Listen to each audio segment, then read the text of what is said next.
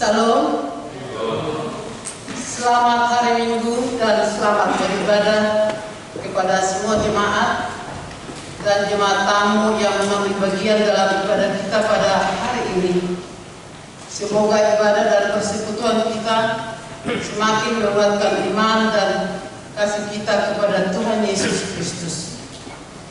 Saudara-saudara jemaat HKBP Makassar yang sedang menderita sakit dan mempunyai beban pergumulan, kiranya Tuhan memberi kesembuhan dan pertolongan.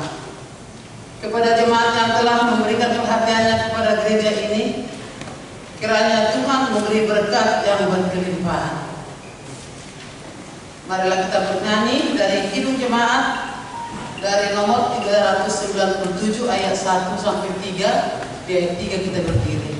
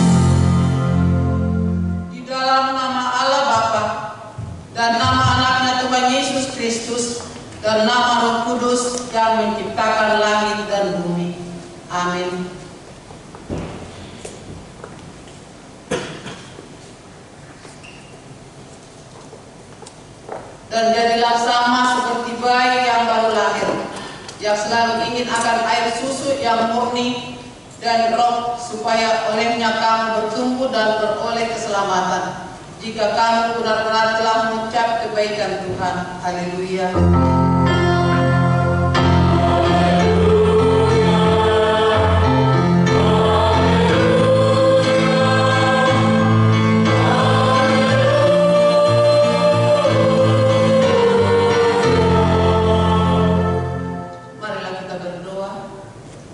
Ya Tuhan Allah, Bapa kami yang di surga, kasihanilah kami orang yang berdosa yang lemah ini, karena musuh kami terlalu kuat untuk kami. Kami selalu dikalahkan. Sebab itu, tolonglah kami, berilah kami kekuatan mengalahkan musuh kami, karena Tuhan Yesus telah menderita untuk kami. Amin.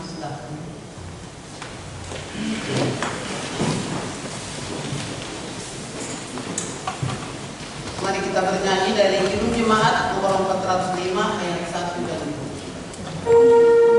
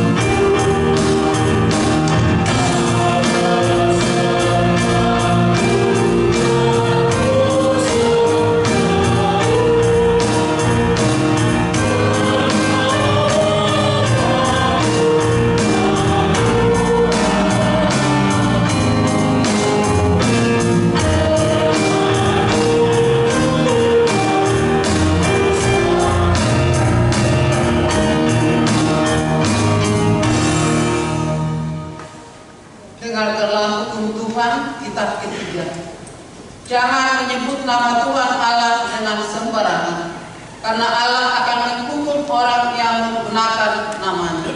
Maksudnya, kita harus takut serta kasih kepada Allah. Sebab itu jangan mengutuki, mengumpat, memakai guna-guna, berbohong, menipu dengan memakai nama Allah.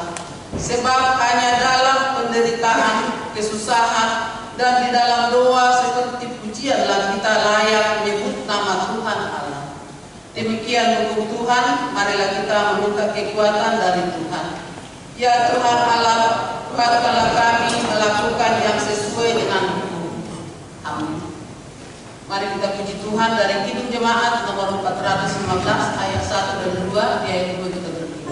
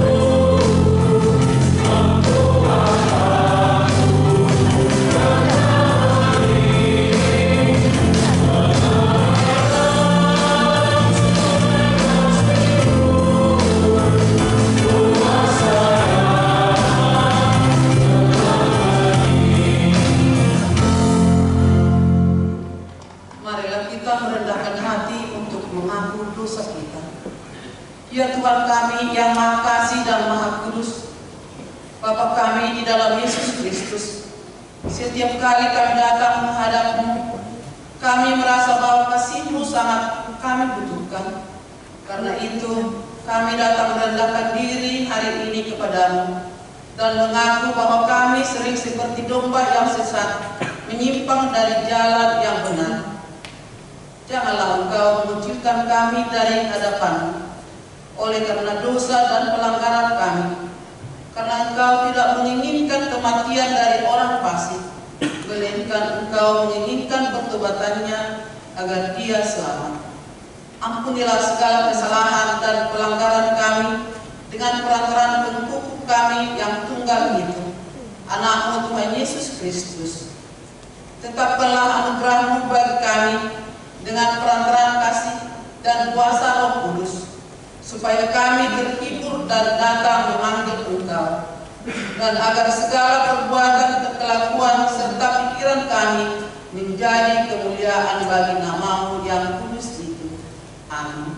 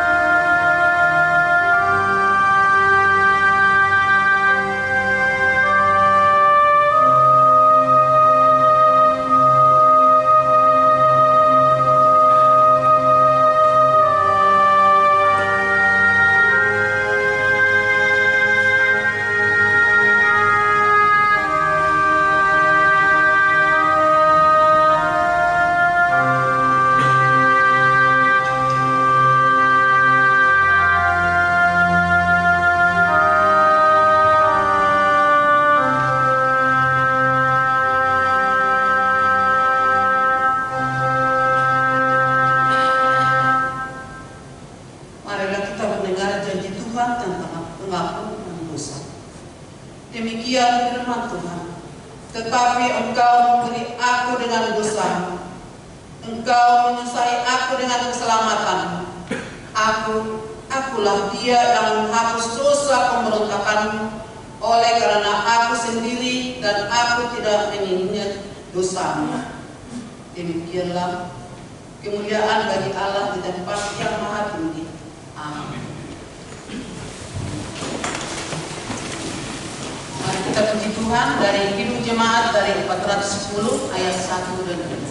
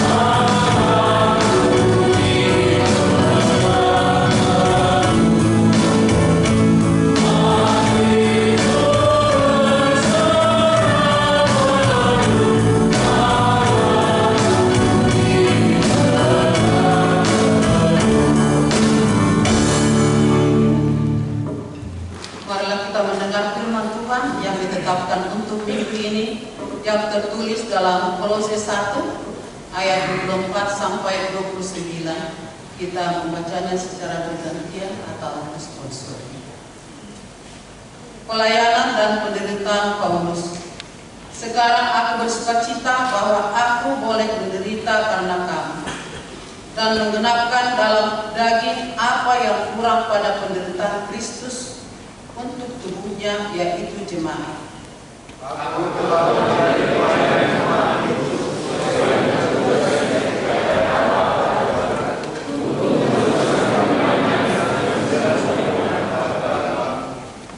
yaitu rahasia yang tersembunyi dari abad ke abad dan dari turunan ke turunan, tetapi yang sekarang dinyatakan kepada orang-orang kudusnya.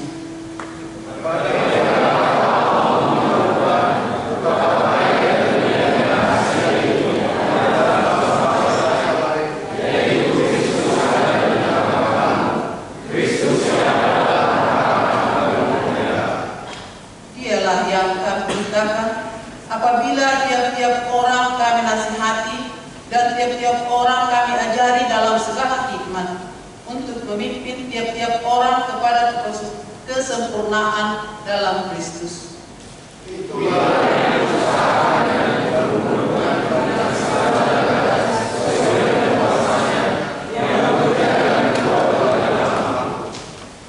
Demikianlah firman Tuhan. Berbahagialah orang yang mendengarkan firman Allah serta memeliharanya. Amin. Mari kita dengar pujian dari Kor Remaja.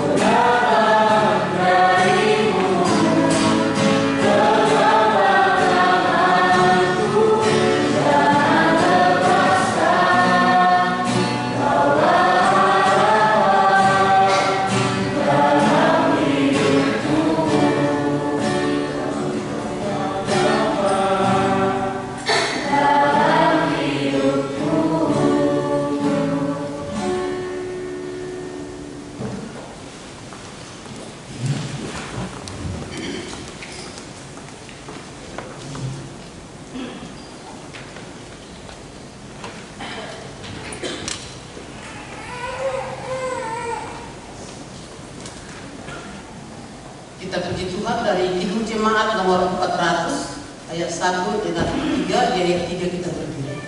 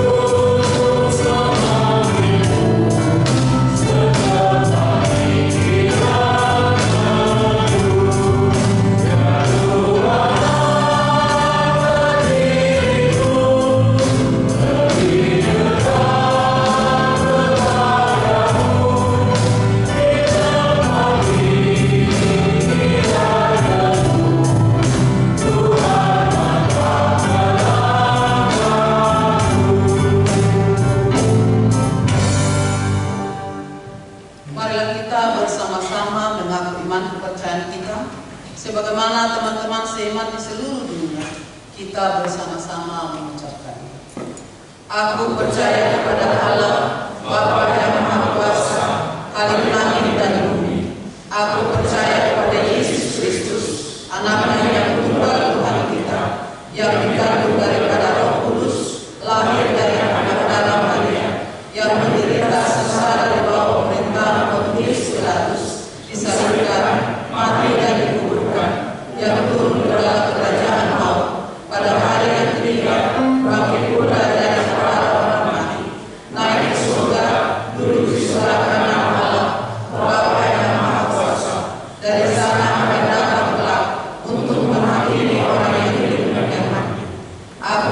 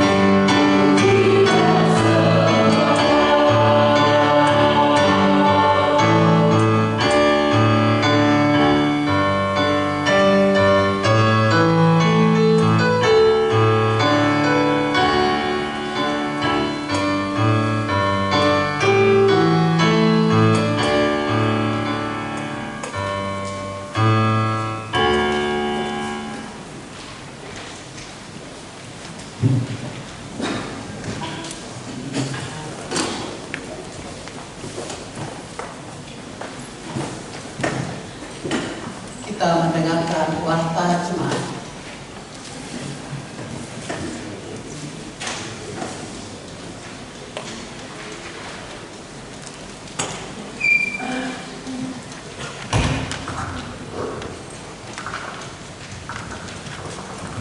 Shalom.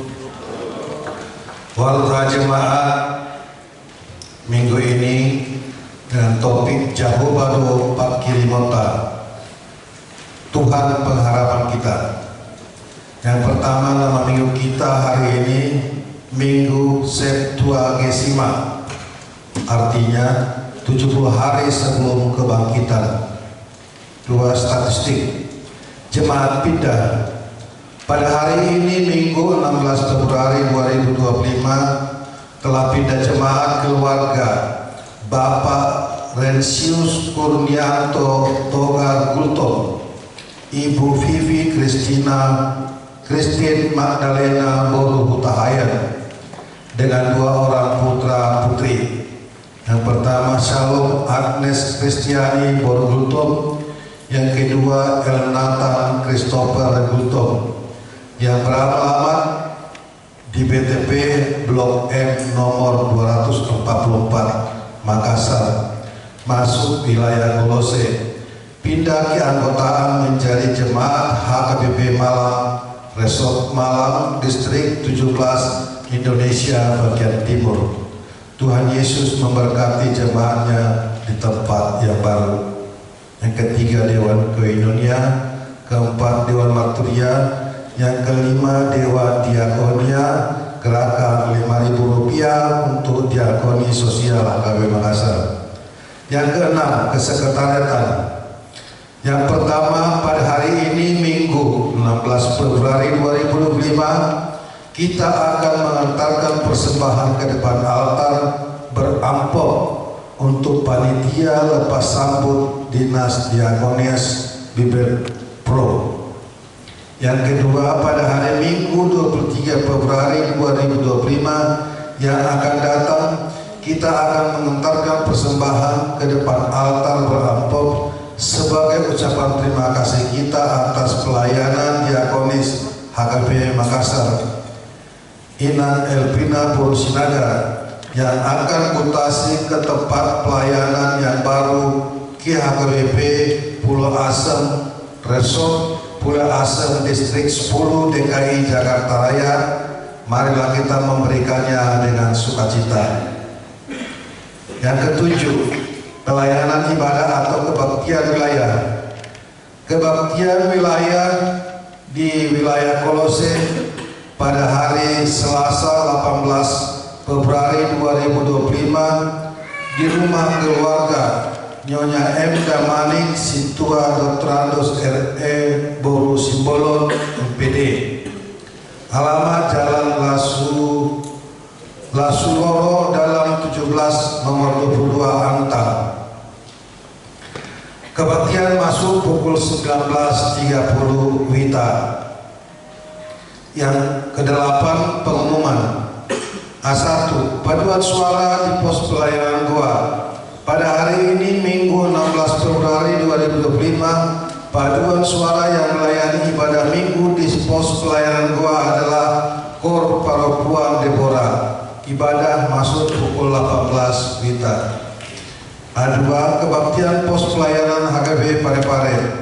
Pada hari ini Minggu 16 Februari 2025 akan dilaksanakan ibadah Minggu di pos pelayanan HKBP Parepare yang dipimpin oleh Pendeta Fungsional HKB Makassar, Resort Sulawesi Selatan, Pendeta PDM Lubis MTH.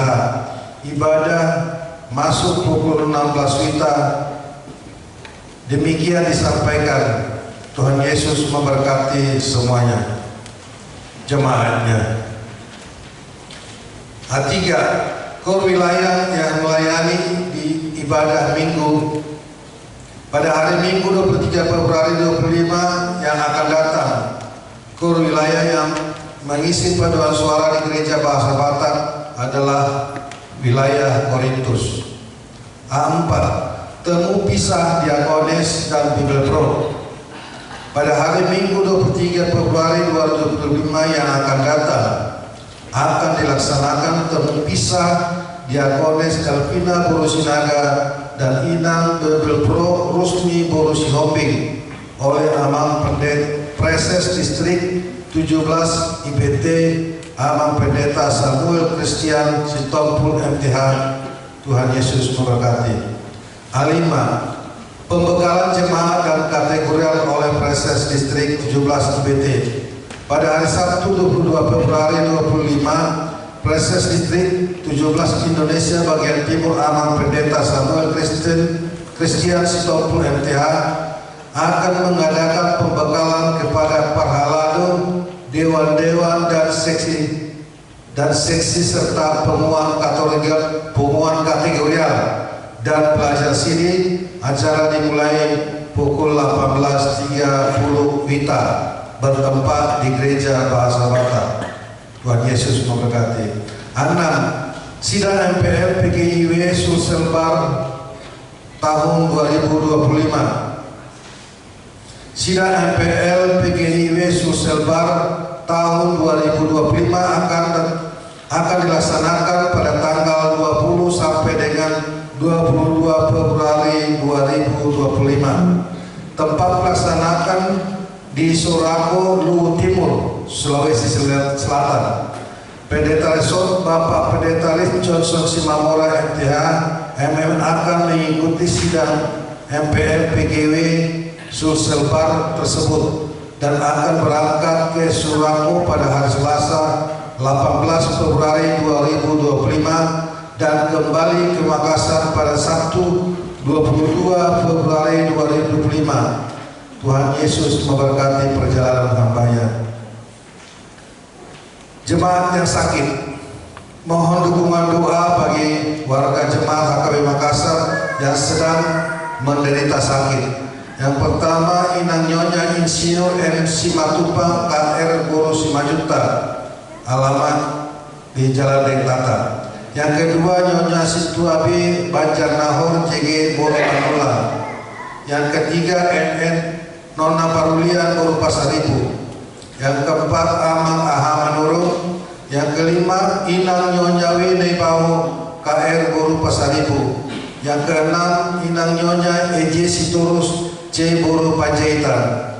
Yang ketujuh, Nyonya MP Silotonga F Boro Samosir. Yang kedelapan, Inang Nyonya Situ Ates 5 Juta SLN Boro Sihaan.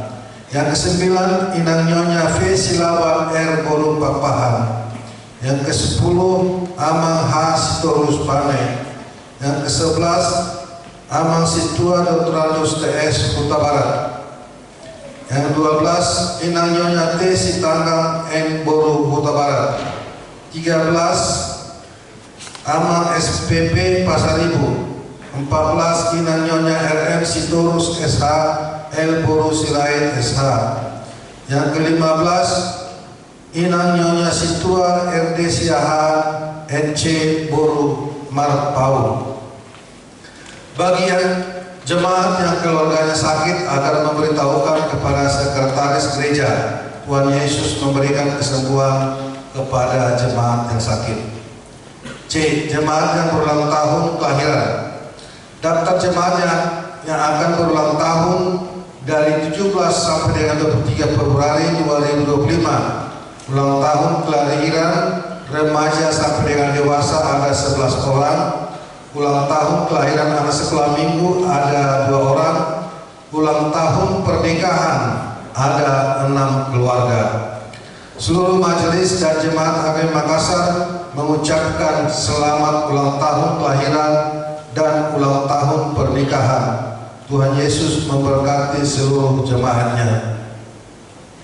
Jadwal pemakaian gereja dan jadwal pemakaian Sobo Talenta ada terlampir di warta, dan begitu juga laporan keuangan Januari 2025 dapat kita lihat di dalam warta, serta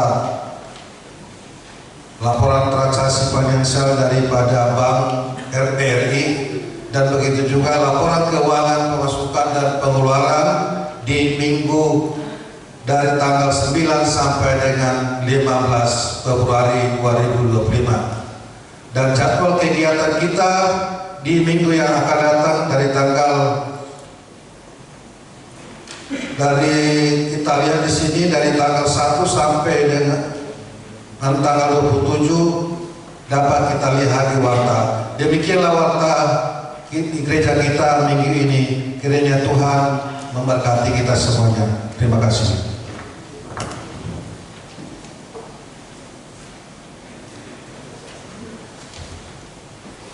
Mari kita bernyanyi dari Hidup Jemaat 408 ayat 1 dan seterusnya. Di sini kita memberikan persembahan.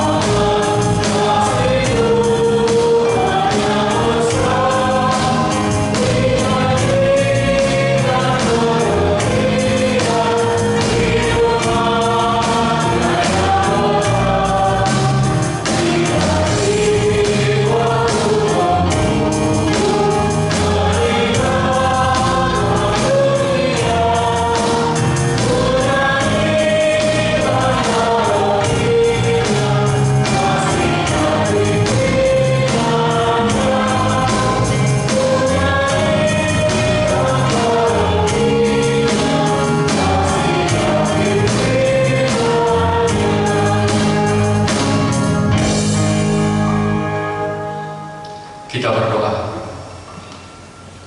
Damai sejahtera Allah yang melampaui segala akal, itulah yang menyertai hati dan pikiranmu di dalam nama Kristus Yesus Tuhan kita. Amin. Shalom. Bapak Ibu saudara dikasihi oleh Tuhan, mari kita membaca firman Tuhan bagi kita untuk minggu ini yang tertulis dari kitab Yeremia pasal 17 ayat 12 sampai dengan ayat yang ke-18. Saya akan membacakan firman Tuhan untuk kita. Yeremia 17 ayat 12 sampai 18.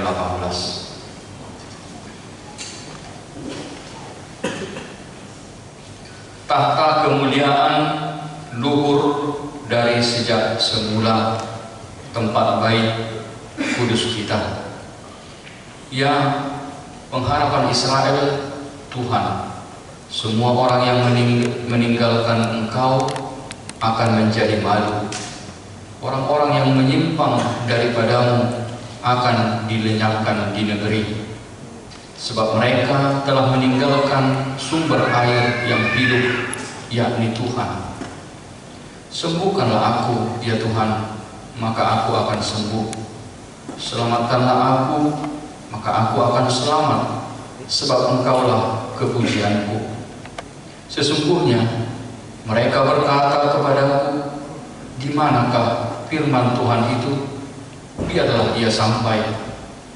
Namun tidak pernah aku mendesak kepadamu untuk mendatangkan malapetaka. Aku tidak mengingini hari bencana.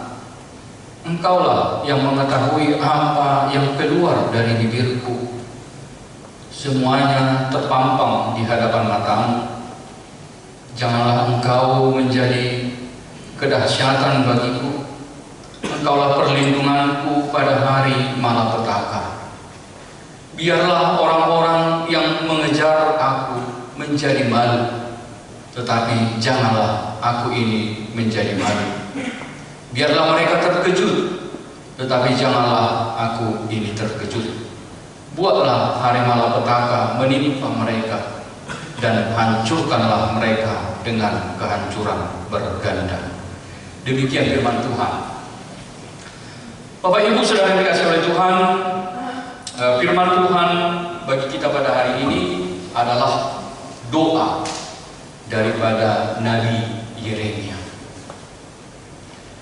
Dia datang berdoa kepada Tuhan. Dia mengungkapkan apa yang sedang dialaminya. Dia merasakan bagaimana pergumulan yang begitu berat yang dia harus jalani sebagai seorang utusan Tuhan, seorang hamba Tuhan yang menyuarakan kebenaran firman Tuhan ke tengah-tengah umat Israel. Tetapi apa yang terjadi? Nabi Yeremia harus menanggung banyak penderitaan. Karena ternyata orang-orang Israel menolak.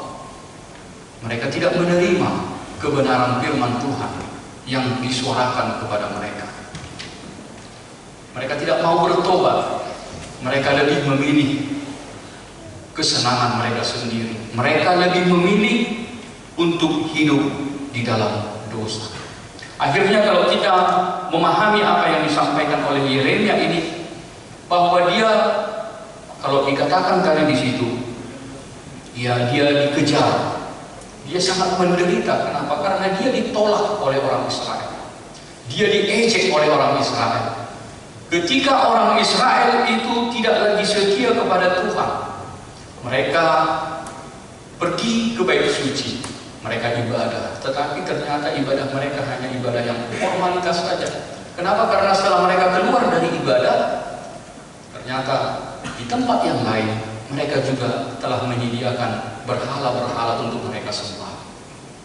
Mereka lagi tidak setia kepada Tuhan, mereka tidak percaya lagi kepada Tuhan karena mereka hanya percaya kepada kekuatan mereka sendiri. Kalau kita membaca di ayat yang sebelumnya di situ dikatakan mereka hanya percaya kepada diri mereka sendiri, hanya percaya kepada kekuatannya sendiri, tidak lagi percaya kepada Tuhan.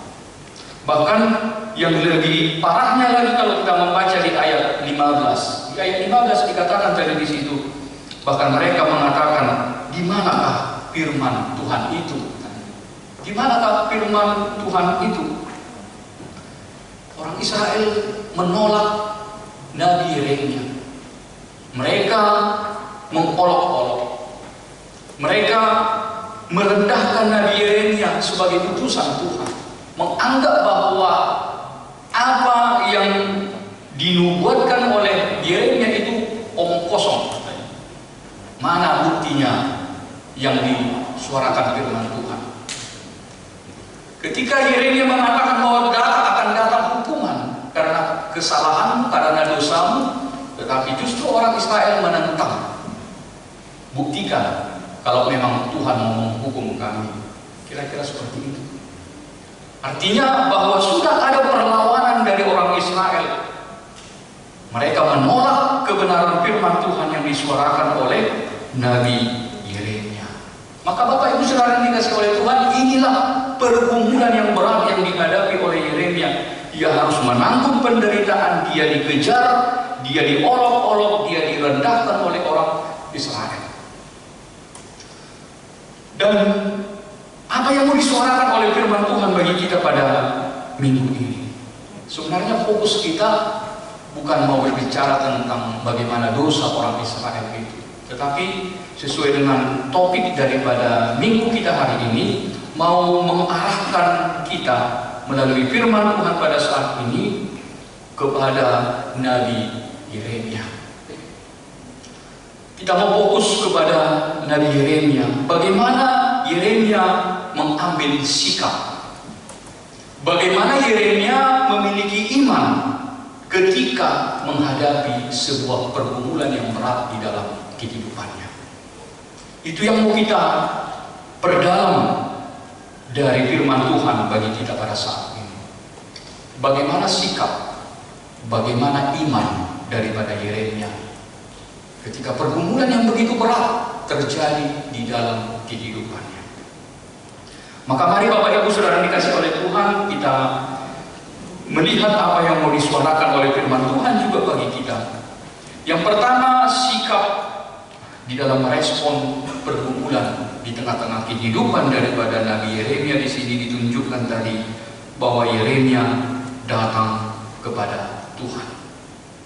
Itulah sikap, tindakan yang terbaik ketika di dalam pergumulan. Yang dilakukan oleh Yeremia adalah datang berdoa kepada Tuhan, sujud ke hadapan Tuhan, sujud di dalam kemuliaan Tuhan. Dia mau mengungkapkan semua apa yang dia rasakan. Dia mengungkapkan semua apa yang ada di dalam hatinya. Jadi kalau kita mendalami apa yang disampaikan oleh Yeremia ini melalui doanya ini, kesan yang bisa kita tangkap adalah bahwa Yeremia memiliki kedekatan. Yeremia begitu akrabnya dengan Tuhan. Tuhan menjadi tempat bagi dia untuk mencurahkan semua isi hatinya. Tidak ada yang dia sembunyikan. Bahkan dia katakan tadi di situ, Engkau Tuhan tahu apa yang keluar dari bibirku. Tidak ada yang dipendam di dalam hatinya. Semuanya disuarakan, diungkapkan kepada Tuhan. Kenapa? Karena hanya Tuhan yang dapat diandalkannya di dalam kehidupannya. Tidak ada yang lain lagi. Maka sikap yang ditunjukkan oleh Yeremia ini tentu menjadi sebuah teladan bagi kita. Menjadi contoh bagi kita mengenang di tengah-tengah kehidupan kita. Ketika kita juga di dalam pergumulan, persoalan apapun yang kita hadapi di dalam hidup kita ini. Apa sikap yang tepat ketika pergumulan datang? Tidak ada yang lain adalah datang kepada Tuhan. Kita mencurahkan semua isi hati kita kepada Tuhan. Jika kita butuh pertolongan Tuhan di dalam kesesakan, maka carilah yang dapat menolong kita. Kalau kita mencari tempat untuk mencurahkan hati, maka carilah yang dapat mendengarkan kita dengan sepenuh hati. Maka di sini Nabi Yeremia mau menegaskan kepada kita bahwa yang dapat mendengarkan keluhan kita dan yang dapat memberikan kepada kita pertolongan di dalam kesesakan kita, tidak ada yang lain, hanya Tuhan saja. Hanya kepada Tuhan saja kita bisa mengungkapkan isi hati kita. Hanya kepada Tuhan kita bisa meminta pertolongan di tengah-tengah pergumulan hidup kita. Kalau kita membaca di dalam Nahum pasal 1 ayat 7 dikatakan, Tuhan itu baik, Ia adalah tempat pengungsian pada waktu kesesakan. Tidak ada pengungsian yang lain. Tidak ada tempat yang lain selain daripada datang kepada Tuhan. Hanya kepada Tuhanlah tempat terbaik bagi kita untuk mencurahkan segala isi hati kita. Hanya Tuhan yang tempat terbaik di dalam hidup kita untuk mengungkapkan semua apa yang ada di dalam hati dan pikiran kita, apa yang sedang kita rasakan, apa yang sedang kita pergumulkan di dalam kehidupan kita ini. Oleh sebab itu, Aminah, ketika pergumulan datang, ketika masalah kita hadapi di dalam hidup kita, jangan kita hanya mengandalkan pikiran kita, jangan kita hanya mengandalkan kekuatan kita dengan berharap bahwa kita bisa menyelesaikannya tanpa Tuhan. Jangan-jangan bukan tambah selesai masalah, justru semakin ruwet, semakin tambah masalah. Sekecil apapun itu, sekecil apapun persoalan yang kita hadapi, jangan kita menyepelekan, jangan kita merendahkan kuasa Tuhan di dalam hidup kita. Masalah kecil bisa menjadi masalah yang besar kalau kita tidak tangani dengan baik. Tetapi masalah yang sebesar apapun itu, kalau kita serahkan kepada Tuhan, kita meminta pertolongan Tuhan, yang besar itu bisa dapat teratasi. Maka dari sini kita mau diajar oleh firman Tuhan bahwa mari jangan kita andalkan pikiran kita. Tuhan bersedia untuk mendengarkan kita.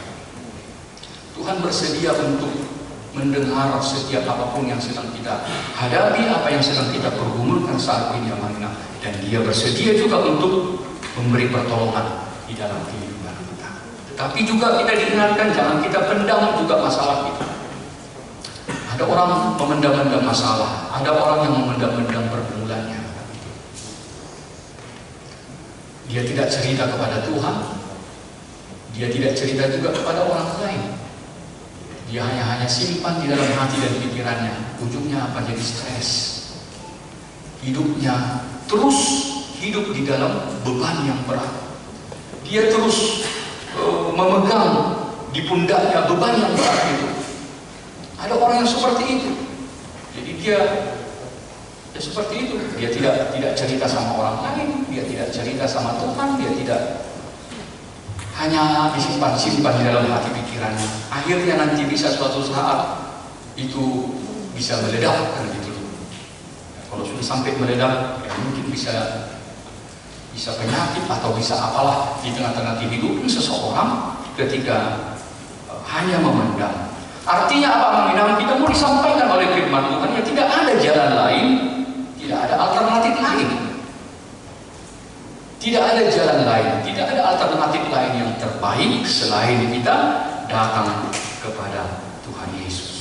Aminah, kalau kita berdoa, kalau kita menyuarakan isi hati kita kepada Tuhan, kita berserah kepada Tuhan di tengah-tengah pergumulan kita, memang masalah itu tidak langsung selesai kan gitu.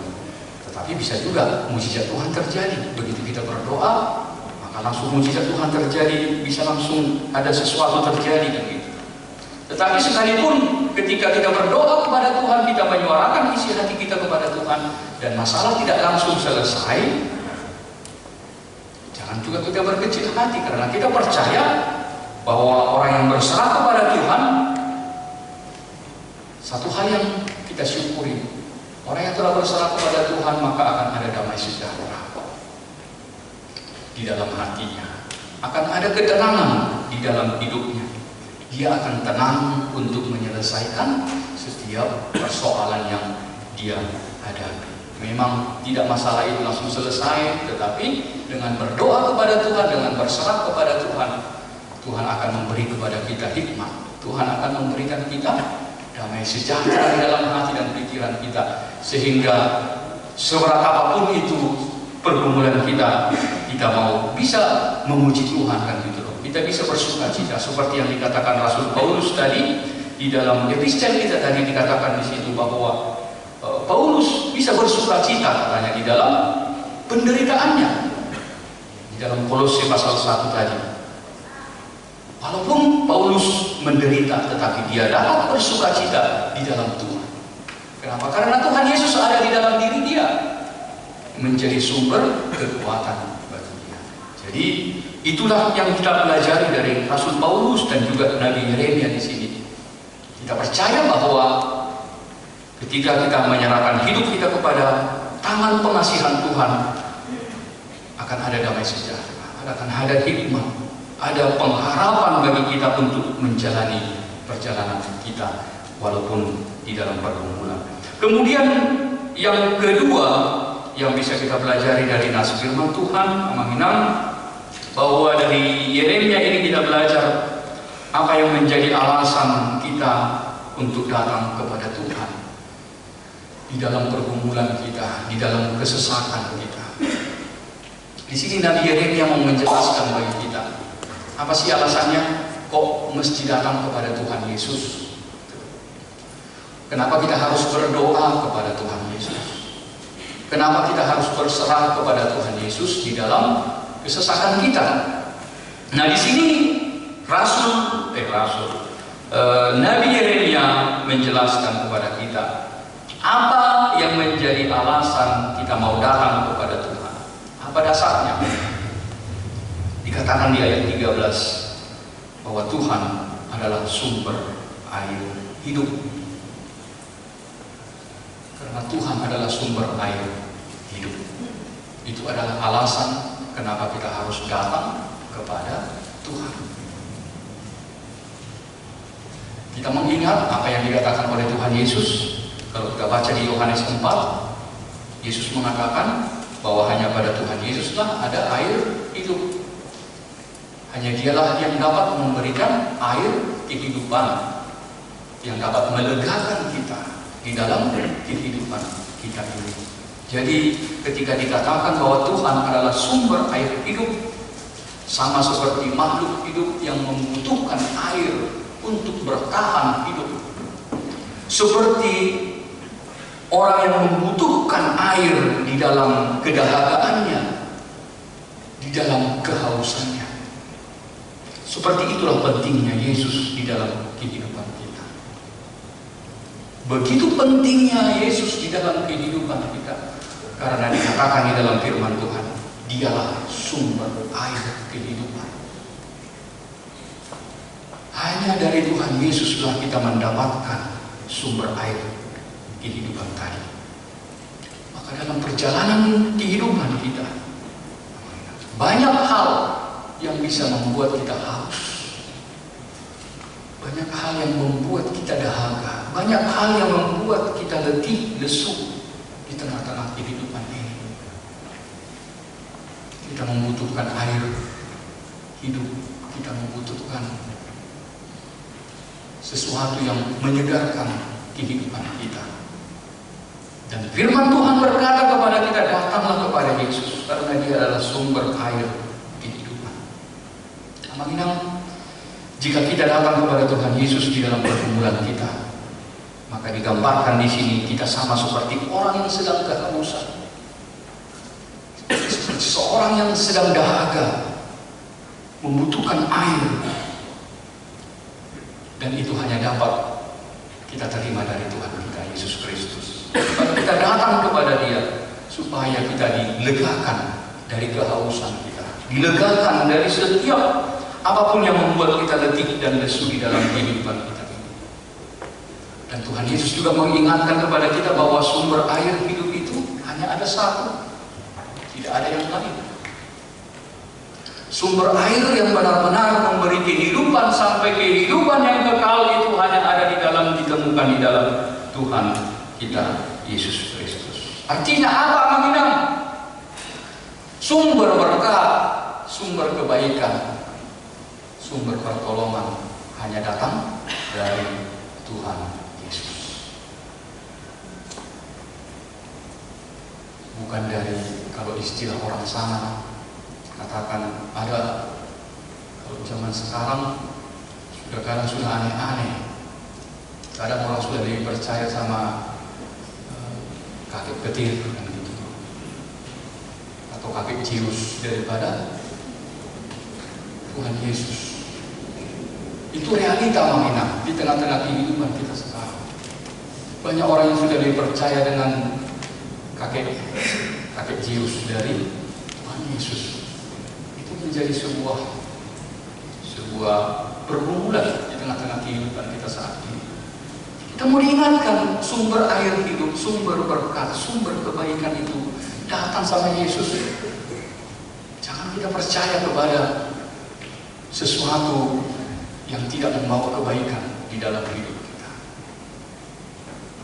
Oleh sebab itulah mengira itu yang pertama mau disampaikan firman Tuhan. Apa alasan kenapa kita harus percaya kepada Yesus?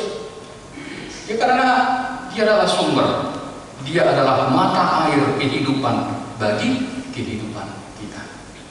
Kemudian yang kedua, alasan yang disampaikan oleh Yeremia di sini kenapa kita harus menyerahkan hidup kita kepada Tuhan, dikatakan di ayat 14. Sembuhkanlah aku ya Tuhan, maka aku akan sembuh.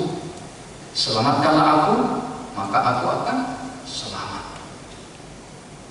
Ini adalah pengakuan iman Yeremia, pengakuan iman yang dia sampaikan. Pengakuan iman mengatakan, sembuhkanlah aku maka aku akan sembuh, selamatkan aku maka aku akan selamat. Artinya apa yang mau disampaikan bagi kita, kepastian hanya dapat di dalam Tuhan. Kepastian itu hanya ada di dalam Tuhan. Sembuhkanlah aku maka aku akan sembuh, selamatkan aku maka aku akan selamat. Itu adalah sebuah kepastian. Dan kepastian itu hanya didapatkan di dalam diri daripada Tuhan Yesus Kristus. Jadi kalau ada yang pasti, kenapa kita harus cari yang tidak pasti kan gitu? Kalau sudah ada yang pasti, kok kita harus capek-capek? Kok kita mesti repot-repot cari yang tidak pasti? Yang udah kepastian pasti-pasti aja. Yesus sudah pasti menjadi sumber berkat, Yesus sudah pasti menjadi sumber kebaikan bagi kita, ya kepada Dia lah kita datang. Gak usah menebak-nebak, gak usah menerka-nerka, berusaha mencari jalan yang lain. Tidak ada. Datang sama Yesus. Hanya kepada Yesus kita mendapatkan segala kebaikan dalam hidup kita. Artinya di sini kita mau diajak bagaimana kita mau mengimani Tuhan Yesus di dalam kehidupan kita. Dengan penyerahan diri kepada Tuhan, kita pasti akan mendapatkan kebaikan. Tuhan pasti akan bertindak di tengah-tengah hidup kita. Itu yang kita yakini.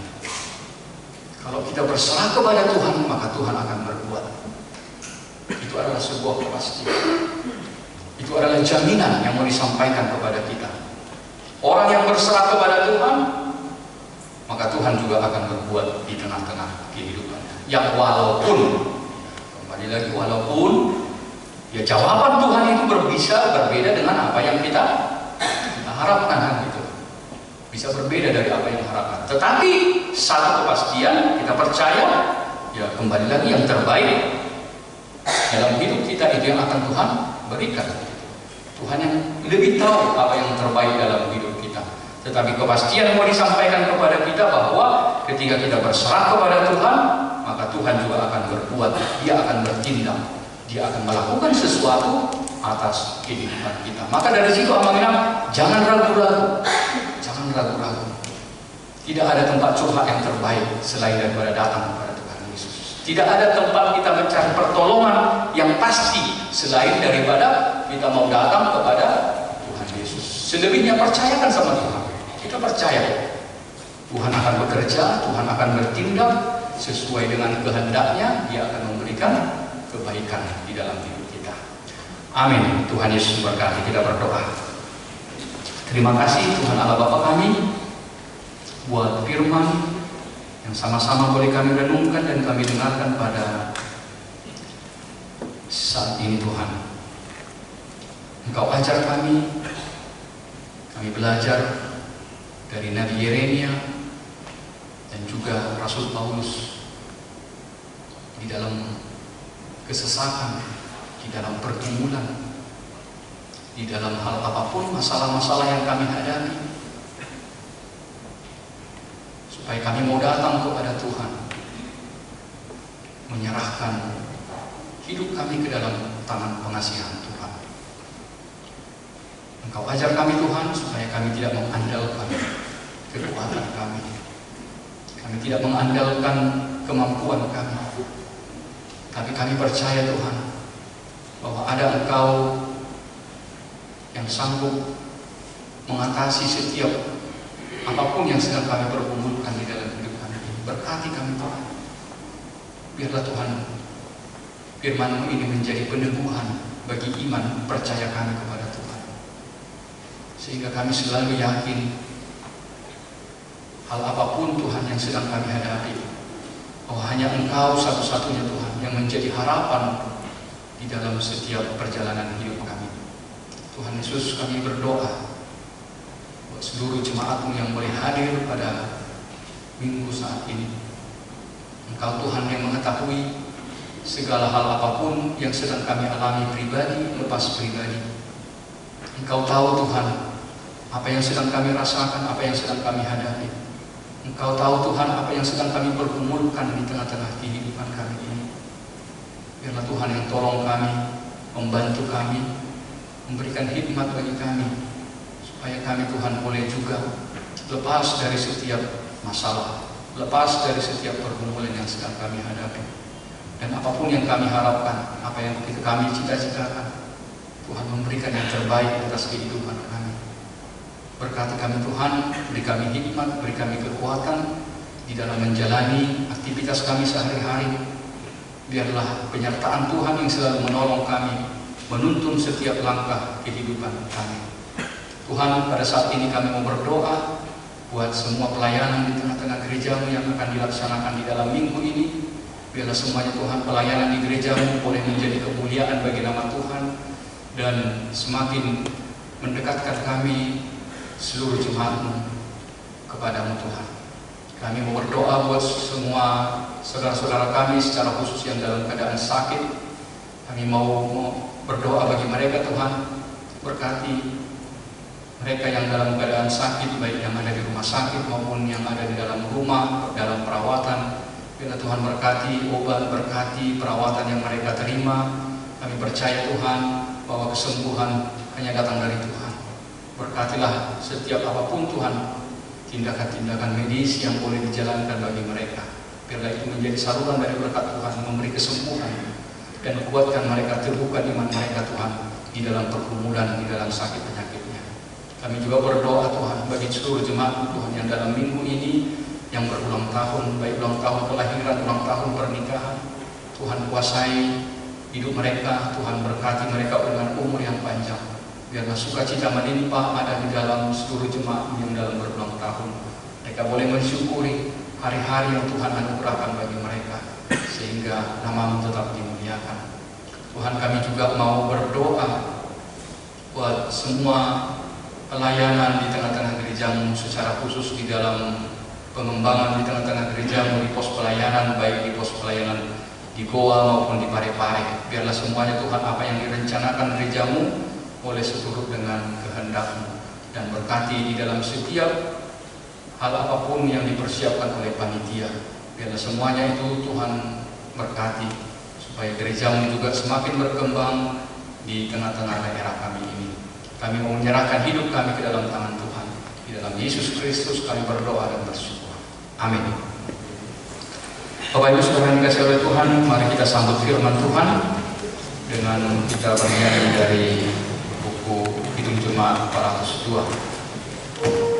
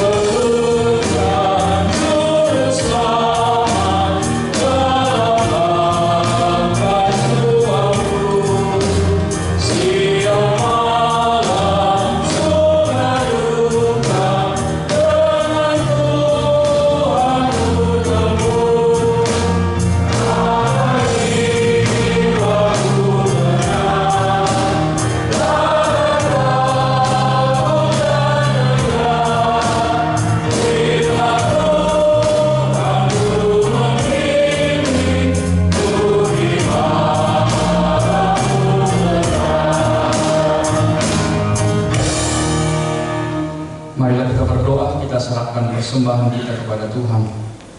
Ya Allah Bapa kami yang di sorga, kami mengaku bahwa Tuhan adalah sumber dari segala karunia yang melimpah di dalam kehidupan kami masing-masing. Sebagian daripada karunia itu kami serahkan kembali sebagai persembahan kepada Tuhan. Terimalah dan berkatilah persembahan umat-Mu ini, agar dapat kami pergunakan untuk pekerjaan dan pelayanan kerajaan Tuhan di dunia ini. Bukalah hati kami untuk mengenal betapa banyak berkat dan karunia yang kami peroleh dari Tuhan, supaya kami senantiasa bersyukur kepada-Mu. Di dalam nama Yesus Kristus Tuhan kami. Amin.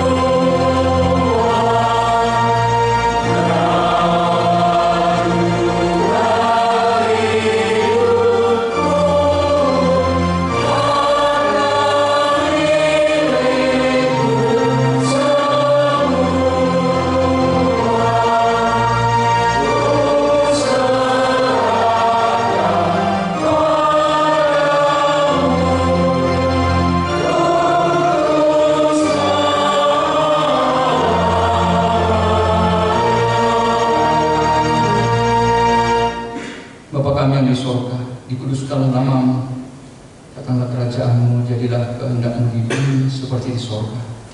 Berikanlah kami pada hari ini makanan kami yang secukupnya, dan ampunilah kami akan kesalahan kami, seperti kami juga mengampuni orang yang bersalah kepada kami. Dan janganlah membawa kami ke dalam pencobaan, tetapi lepaskanlah kami daripada yang jahat.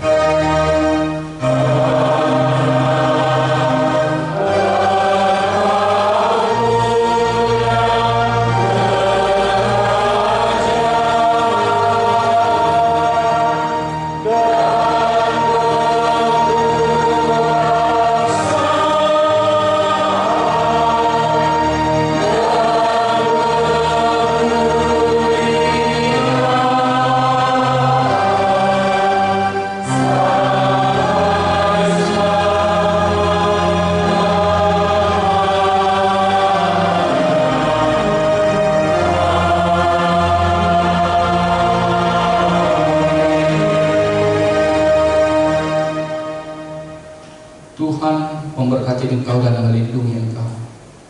Tuhan menyinari engkau dengan wajahnya dan memberi engkau kasih karunia. Tuhan menghadapkan wajahnya kepadamu dan memberi engkau damai sejahtera.